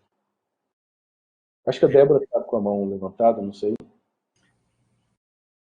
Isso. Débora, fique à vontade. Sim. Vou provocar também um pouco a discussão aqui. Algumas colegas já escreveram também no chat alguma coisa. Bom, enfim, de coisas que a gente vivencia praticamente todos os dias aqui na Secretaria, nos atendimentos, das situações, né? Nós atendemos situações que evoluem de conflitos que, se fossem devidamente consideradas as necessidades daquelas pessoas naquele momento do conflito, não se tornaria depois uma violência, algo muito mais grave e complexo de se resolver depois, né? Acho que esse é uma dos grandes desafios que a gente tem no NEPRE, de conseguir fazer esse atendimento célere no momento mais ali, né, do início, vamos dizer assim, né, quando começa o conflito, para que isso não se torne algo que depois, assim, as relações se desgastam muito e, né, acaba tendo que ou transferir o estudante ou outras questões, né. E dizer primeiro que é muito bom assim ter o vídeo. Eu acho que a gente já conversou sobre isso da outra vez. Acho que a tua perspectiva tem muito a contribuir assim com a política do NEPRE, para aquilo que o NEPRE foi mesmo pensado para as escolas, mas que é um desafio, porque tudo isso, né, se contrapõe à dinâmica do poder nas relações entre as pessoas. E isso é algo que, assim, mexe demais, tanto o poder do professor na sala de aula, como vocês já colocaram aqui, quanto o poder que um gestor exerce dentro da unidade escolar. E o poder é bom de ser exercido, né? Para quem está exercendo ele, é bom. Então, é algo assim que a gente precisa trabalhar muito. Às vezes não é nem entre as crianças e os adolescentes, é entre os adultos, é entre nós mesmos, né? E essa cultura litigiosa que você comenta, ela é tão forte que é muito comum, assim, a gente ouvir das pessoas que, não foi feito nada. Se ninguém foi punido, então não foi feito nada. Por mais que se tenha conversado com todo mundo, resolvido a situação, assim, né, dentro daquilo que a gente entende, que consegue resolver, que essa palavra também é complexa, né, como se resolver, mas enfim, mas até que não tem uma punição, então não foi feito nada. E às vezes a única coisa que se faz é punir, e aí a situação é considerada resolvida. Então não precisa nem fazer registro de nada, porque não, já foi, o fato aconteceu, alguém foi punido e a situação está resolvida. Então isso é muito forte na nossa cultura, né? Se espera muito disso, né? Às vezes as famílias cobram, né, que alguém seja punido para então a situação ser considerada resolvida. E mais na parte final ali, quando você apresenta algumas condições assim para mediação do conflito, né? Tem lá, eu selecionei 2 que me chamaram muita atenção, que é a escuta, que eu já falei isso também, eu acho, no outro curso teu, que ouvir as pessoas é muito difícil, porque o que a gente vê são conversas que todo mundo, né, só está esperando que a outra pessoa pare de falar para daí colocar a sua opinião, ninguém se ouve, ninguém se escuta. E a autonomia, né? Porque nas escolas sempre se espera que alguém de fora resolva o conflito. Então, na escola se espera que a coordenadoria regional, não, vai vir alguém da CRE para resolver. E às vezes se espera que venha alguém aqui do órgão central da sede para resolver, alguém de fora, né, do conflito, que vai dizer como a gente vai resolver isso, porque nós aqui não temos condições. Acho que talvez são, assim, alguns questionamentos que vieram, assim, enquanto você falava, Diogo. Obrigada. Débora, eu acho que você toca várias dimensões, né? Essa coisa do poder, né? Do professor e tal em sala de aula. Por isso que eu acho que é fundamental que a gente faça uma formação, reformação, quase, do corpo docente, né? Que nós, enquanto licenciados, né, aí historiadores, pedagogos, né, psicólogos, né, a gente não estuda muito mediação de conflitos, né? É eventual, assim, a universidade, né, os estudantes chegam na universidade, acho que a pandemia me colocou diante de um choque muito grande, né, que eu sempre estudei o diálogo, mas nunca exerci o diálogo em sala, né? Então a pandemia me falou, tá, e agora, né, o que eu vou fazer? Então eu comecei a reservar espaços para diálogo na sala, né? E por que a escola, na fase que os estudantes talvez mais querem dialogar, que é a fase ali que eles estão com as primeiras emoções, né, com os primeiros desejos de modo mais forte, que é a adolescência, com as primeiras vontades de discussão, de debate, né, é a fase que eles são mais silenciados, eles são normalizados, né? Então, assim, a fase ali da quinta, sexta série, que é essa fase ali da pré-adolescência, da adolescência, é a fase dos conteúdos cada vez mais normativos, cada vez mais formais e abstratos. E isso não é fortuito, né? Isso não é o acaso. E se você coloca nesses conteúdos um professor cujo poder não é compassivo ou não é empático, né? É só exercício da autoridade pura e simples, né? Sem qualquer diálogo, sem se mostrar como ser humano, né? Tipo assim, o professor é um ser abstrato, né? É diferente o professor chegar e maltratar todo mundo, um professor chegar e falar, putz, nossa, hoje eu tive uma noite péssima. Tá difícil, sabe? Né? Ele vai se mostrar como ser humano, né? E o professor acha que às vezes se fizer isso vai ser frágil, os alunos vão montar em cima dele, né? Talvez não, né? Esse fantasma da perda da autoridade, né? Talvez não, talvez... Eu acho que essa obrigação também de conteúdo, sabe? Isso é uma loucura, assim. Às vezes um conteúdo ele pode ser aprendido muito melhor com um diálogo, um debate, do que só alguém falando ali, né? Então acho que tem muitas, são tantas camadas, né? A universidade mesmo, os estudantes chegam silenciados, essa é a verdade. Saem cada vez mais silenciados também, né? A universidade ela precisa também entender qual é o papel dessa dimensão, porque a gente parece estar ainda preso e vinculado a alguns pressupostos com os quais a gente não concorda mais. E aí os pressupostos são: escrita é sinal de civilização, oralidade é sinal de não civilização, de incivilização, né? Escrita é sinal de crescimento, né? Oralidade é sinal de infantilidade, né? Então é um conjunto de dimensões, né? Eu, cada vez mais que eu tenho estudado essas coisas, eu tenho perguntado, nossa, mas como que a escola virou isso?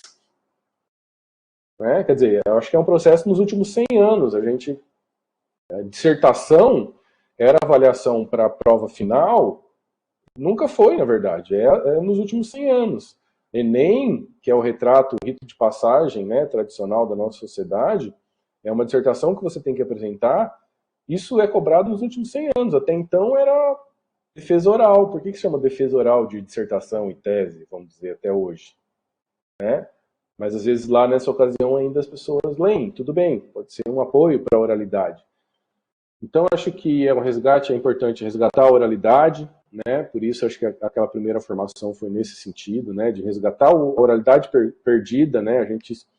A gente não ensina os nossos estudantes a perguntar, né? A gente não ensina a desenvolverem essa oralidade. Acho que exercer o poder com base no diálogo é difícil, não é simples, né? Mas é muito mais frutífero, eu acho, né? Pelas experiências que eu tenho tido, assim, muito mais efetivo, né? Renovar esses preconceitos, esses conceitos prévios que a gente tem a respeito de muitas coisas dentro da escola, né? E esse desejo de punir também, né? A escola às vezes está dentro dessa lógica, né? O desejo de punir, não de formar, né? Não de formar.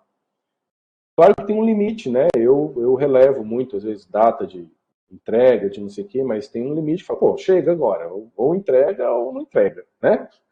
Claro que você pode utilizar uma régua moldável, né? Uma régua moldável. Não é que não tem régua. Não é porque eu relevo a data, porque eu tento ver com equidade, né, os casos. Enfim, então, eu acho que tem várias pontas soltas, sabe, que a gente precisa costurar e dialogar, né, nesse processo para implementar efetivamente uma mediação de conflitos, né? Essa coisa de vontade, de desejo de vingança, né? Porque a sociedade trata eles assim também. Então eles querem que a escola seja a instanciação dessa sociedade que puna, né? Essa sociedade que vai punir, que vai penalizar, que vai se vingar, né? É um tipo de vingança, né, social. E a gente tem que, eu acredito que a gente tenha que mudar isso, né? Então, se os conflitos, se vocês, nessa tentativa de exercer o diálogo, né, de ouvir, de escutar, e muitas vezes entender as outras causas, né, as outras dimensões do conflito, né, isso é o que acontece aqui, não é só com as crianças. Adultos formados, doutores, né? Começa com um tom mais alto, uma posição política distinta, uma diferença de cultura, de visão de mundo, né, que encampa agressões cada vez mais pesadas, né? E a verdade é que pós-pandemia também isso ficou mais evidente, né? Mas todos temos questões de saúde mental. Aqui e ali, pontualmente, né? Aqui e ali, todos temos algo, né? Algum elemento ali, né? E todos temos que aprender a lidar com essas emoções, né? Então, quais são isso? Se conectar com as necessidades, né? Se conectar com essas dimensões da comunicação, né? Então, a gente está num ambiente que tem adoecido. E eu acho que o conflito é uma das causas do adoecimento, né? O conflito é uma das causas do adoecimento. A gente poderia estar nessas circunstâncias que a gente está, né? Não, obviamente, né, 100% satisfeito, feliz, tal, mas sem tanto conflito. E é isso, acho que as experiências nas escolas, as escolas violentas, sabe, o caos, dificuldades de professores, né, professores autoritários, alunos cada vez mais violentos e indisciplinados, quando você começa a tentar implementar espaços de mediação, de diálogo, de grêmio, né, os conteúdos fluem. Não dá para a gente achar que o problema no Brasil é professor que não sabe dar aula. Não dá para a gente achar que o problema no Brasil é uma questão de conteúdo. Talvez nós tenhamos no mundo uma das melhores formações acadêmicas no mundo, né? Do ponto de vista institucional, universitário, né? Uma das melhores formações em relação a conteúdo. Assim, né, a experiência de ir para fora me fez ver o quanto que a gente está discutindo em alto nível aqui no Brasil. Tudo, né? Tudo. Talvez tenha uma defasagem tecnológica aqui e ali, né? Mas do ponto de vista conteúdo, não tem diferença. O que tem é diferença em relação ao ambiente. Então, as famosas escolas finlandesas não são escolas que transmitem melhor conteúdo, são escolas que pensam nas dinâmicas de conflito, pensam nas relações comuns, comunitárias, que pensam nas pessoas não como indivíduos se autoformando, né? Às vezes eu falo para os estudantes que eles chegam na universidade como indivíduos isolados. E a metáfora da música é talvez a melhor metáfora para pensar a formação humana. A formação humana não é você vir para uma sala de aula, estudou ou não estudou o texto, volta para a sua sala de aula. A formação humana é você conseguir tocar uma nota em conjunto com outros membros da sua comunidade, da sua sala, né? Então, às vezes, parece a universidade um espaço de autoformação, em que cada indivíduo vem, se forma por si mesmo, conforme as suas possibilidades ou não, né? Ninguém vai estar dando a mínima para as desigualdades de origem das pessoas. Então, cada um se forma conforme as possibilidades ou não e vai embora, né? E aí chega na escola, também vai reproduzir essa lógica, né, da autoformação, e não desenvolver uma perspectiva formativa no sentido comunitário, que eu acho que é isso. Formação, para mim, tem um sentido de comum muito grande, né, de comunidade muito grande. Então, olha só para tentar fechar isso, né? Em algum momento na nossa história, a gente começou a atribuir como sinônimo de civilização a escrita. E o direito, talvez. Né? Então, as sociedades que desenvolveram direito e tal são mais civilizadas do que as sociedades. Né? E aí a gente olha para a África, ou para a China não tem uma escrita alfabética como a nossa. Né? E aí, alguns dizem que a China não tem concepção de direito como nós, porque como se eles não tivessem concepção de indivíduo. Né? Mas eles têm concepções de formação e de mediação de conflitos muito mais avançadas do que a nossa. Né? Na África também, diversas culturas, né, diversas filosofias, diversas formas de pensamento que trabalham com a dimensão comunitária, né, a filosofia Ubuntu é uma delas, que tem vindo muito, a gente tem discutido muito no Brasil, né, que trabalham com mediação de conflitos para essa perspectiva. Claro que aqui a gente pode pensar que às vezes o coletivo pode oprimir o individual também, né, e a gente tem que pensar nesses limites também. Porque, às vezes, o coletivo pode ser opressor dos indivíduos e das individualidades. Né? Então, às vezes, o comunitário pode oprimir. Né? Mas, com certeza, o indivíduo isolado, eles vão também se oprimir entre si. Né? Então, é o meio do caminho aí, né? Tentar o equilíbrio entre essas perspectivas comunitárias e de formação do indivíduo. Né? Certo? Não sei se eu respondo ou provoco mais, né, também. Respondendo e provocando, é sempre bom. Vai nos trazendo, né, muitas outras questões aí. Não sei se Débora está satisfeita aí.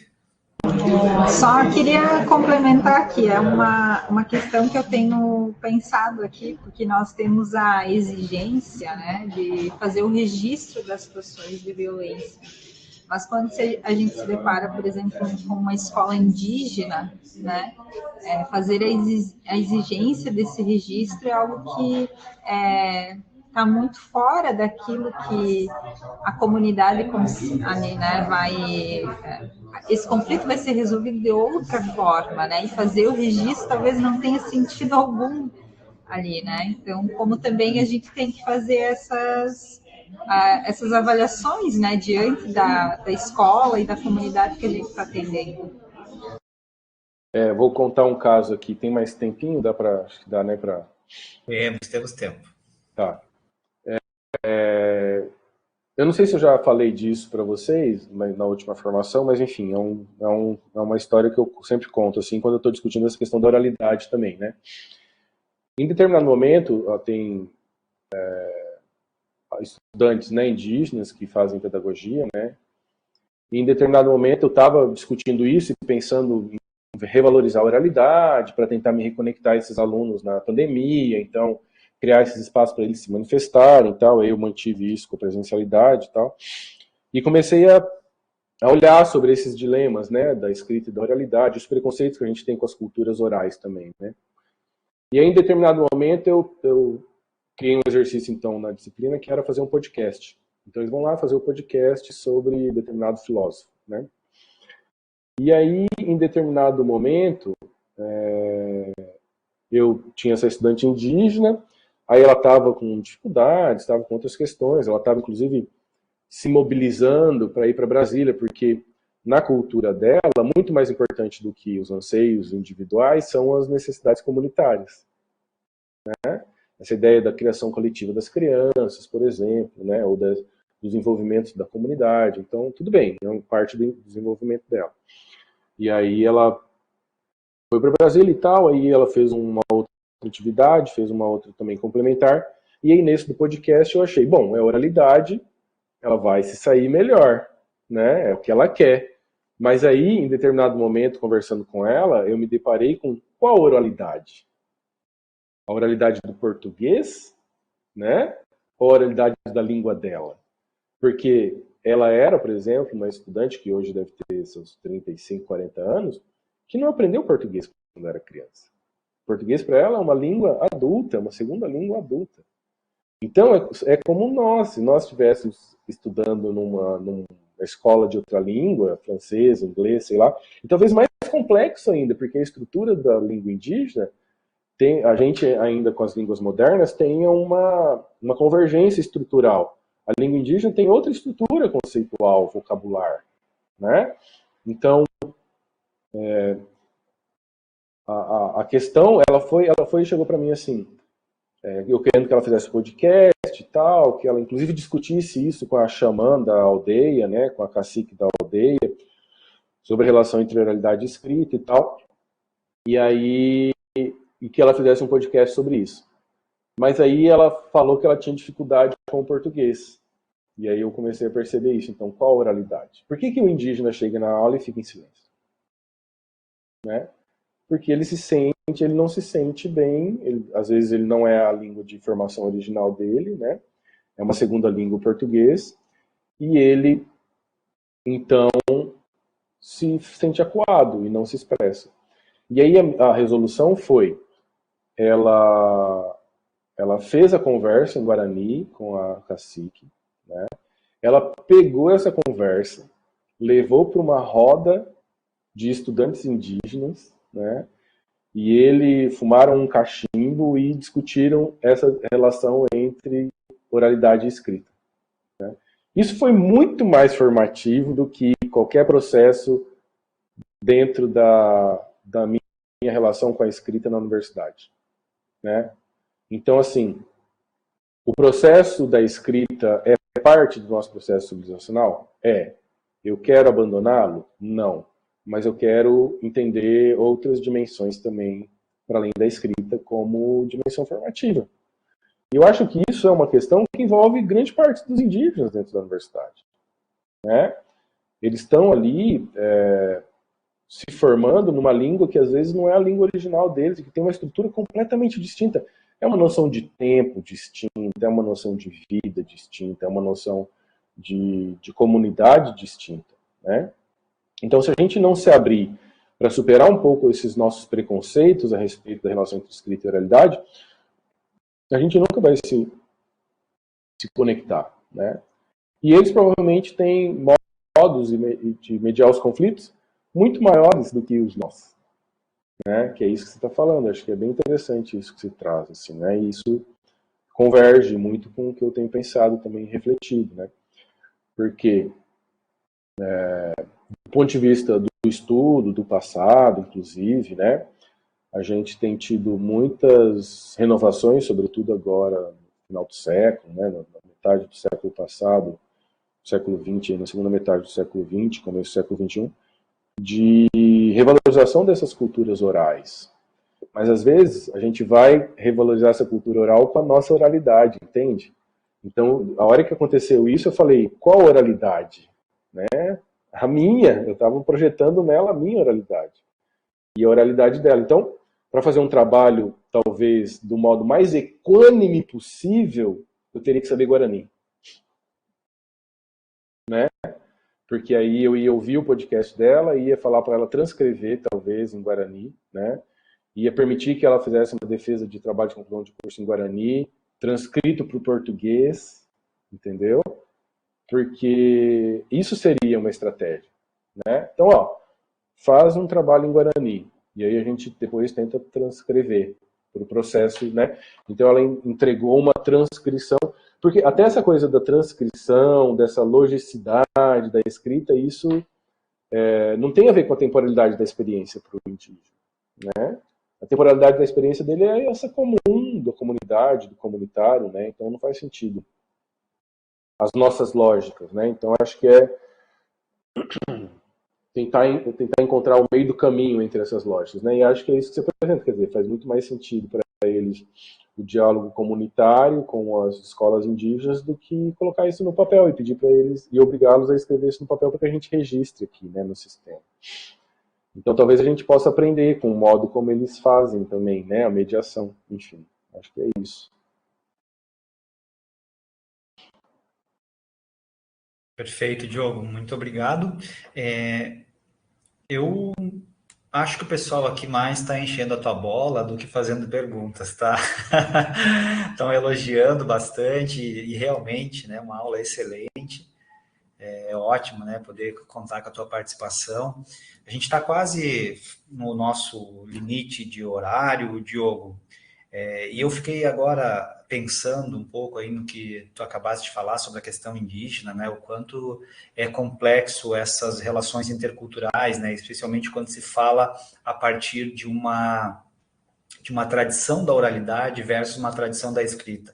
Eu atuo como professor na licenciatura intercultural indígena, né? Com os 3 povos aqui da região sul, Caingangue, Guarani, Laclameu, Choclen.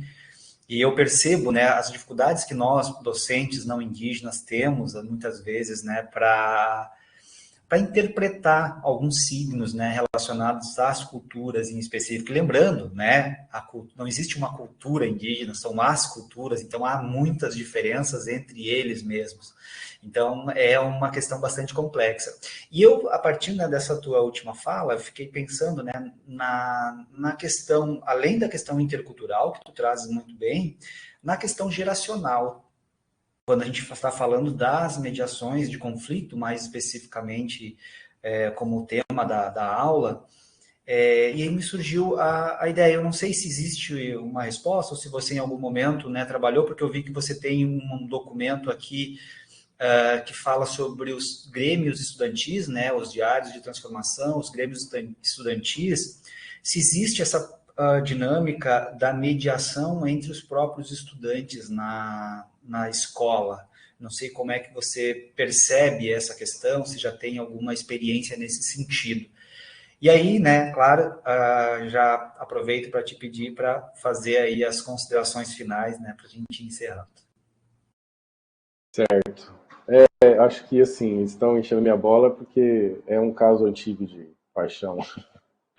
Também tenho muita satisfação de ter participado lá do encontro, né? Fiquei muito feliz também com o que a gente conseguiu produzir, com o diálogo que a gente estabeleceu lá, né? Enfim, agradeço a presença de todos, né? E, enfim, a Débora também, né? Que é representante do NEP, mas sei também das outras pessoas aí que estão envolvidas, né? Engajadas nessa tarefa, né? Que não é simples, né? Acho que lidar com os conflitos cotidianos e diários, assim, acho que talvez seja essa a principal tarefa, né, para agora, para a gente, desse momento, né, porque acho que é algo que está aí empurrando a gente, né, acho que é algo que a gente não consegue fechar os olhos, assim, né, então tenho grande admiração também por todos que estão aí, né, pelo que a gente já conseguiu trabalhar e desenvolver juntos lá naquela oportunidade.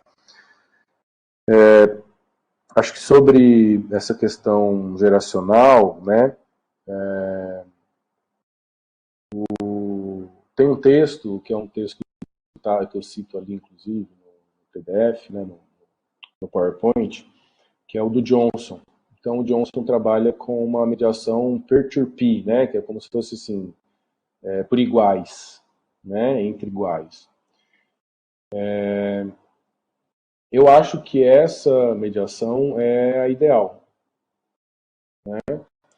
Não, eu acho assim, eu falo muito, né, eu tenho estudado muito a mediação, mas a concretude da mediação eu tenho feito um pouco aqui na comissão de ética, vamos dizer assim, mas eu ainda não tenho experiências concretas e objetivas, né, dessas dinâmicas, assim. Então é algo que, assim, os projetos estão nessa direção, né, a gente está chegando na escola, mas também não é tão simples, porque às vezes a gente entra na escola, aí a estrutura da escola muda, né, se enfraquece, e aí os motivadores, né, também se acabam se redirecionando para outras perspectivas, enfim.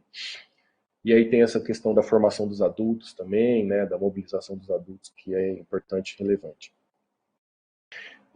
Mas tem várias correntes, né, que trabalham com essa ideia de que os estudantes podem eles mesmos mediar os próprios conflitos e que a formação, a mediação tem que ser uma mobilização da instituição enquanto tal, porque é inevitável, mas que pode se dirigir a eles também. Então a gente teria, às vezes, por exemplo, se a gente associar ao Grêmio, o representante de turma poderia ser alguém que está identificando os conflitos no momento em que eles começam, né? Então teve pequeno conflito ali, é isso, a turma já sabe, já saca, já entende, né? E aí ele chama as pessoas se elas estariam dispostas a tentar mediar aquilo na hora, né? E aí, opondo mais uma vez a mediação de conflitos da justiça restaurativa, a justiça restaurativa só viria depois que o conflito escalou, né? E é isso que a Débora ressalta também, né? Às vezes é provável, né? Imagino que deva acontecer isso lá no sistema, chega algum conflito, relato do conflito, aí depois isso escala, aumenta, explode na turma, com o professor, né? Mas teve algo lá anterior, né, umas 4 etapas anteriores, de algo que, se nós tivéssemos, por exemplo, figuras de estudantes mediadores, né, atuando ali na sala, como, né, estratégias de mediação de conflitos e de diálogo, poderia ter sido prevenido. Então, assim, isso tem a ver com a própria estrutura do Grêmio também. Eu não vejo a estrutura do Grêmio como uma dinâmica muito diferente do que uma mediação de conflitos.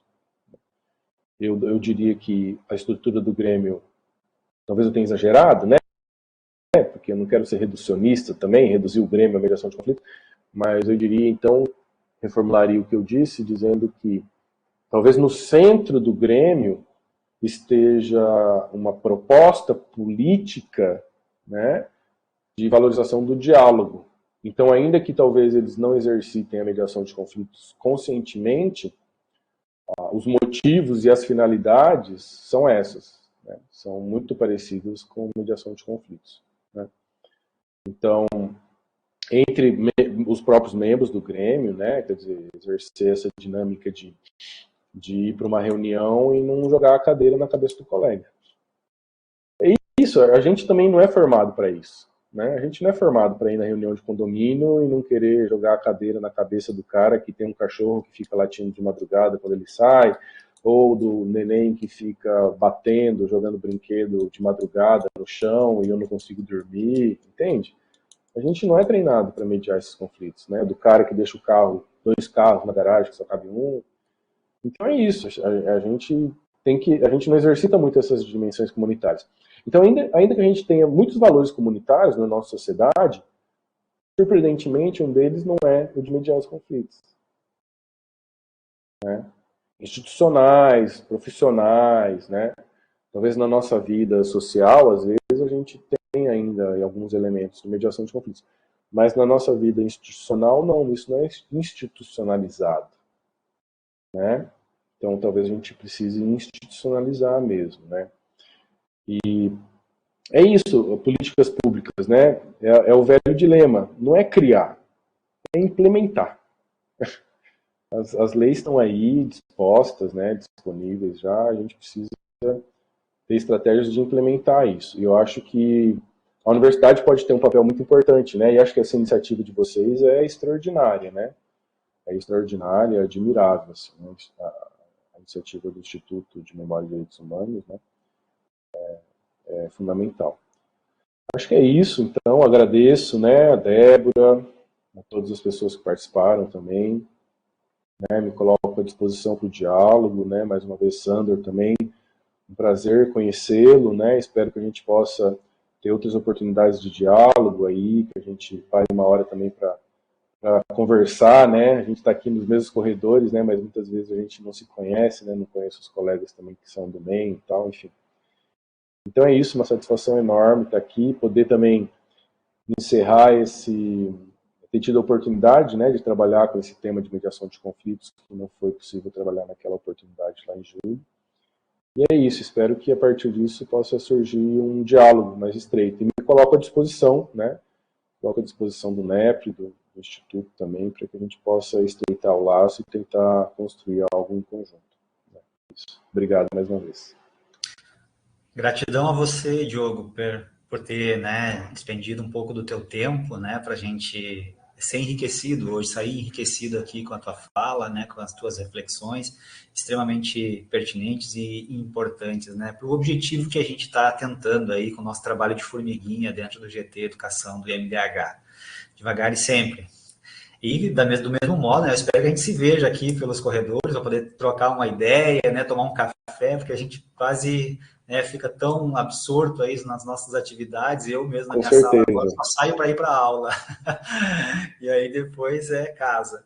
Mas é isso. Então, agradeço novamente a todas as pessoas presentes aqui na nossa aula, né? Só para reforçar, pessoal, aqui, quem ainda não se identificou, por favor, esse é um dos elementos principais aí para a lista de presença, né? Colocar os seus nomes locais, né, de atuação, para depois o certificado vir certinho para vocês, tá bom? Então, me despeço aqui e nos vemos aí na próxima aula, que será no dia 23 de novembro, né? A última aula aí desse nosso bloco formativo, tá bom? Abraço, Diogo. Obrigado, então. Um abraço a todos. Tchau.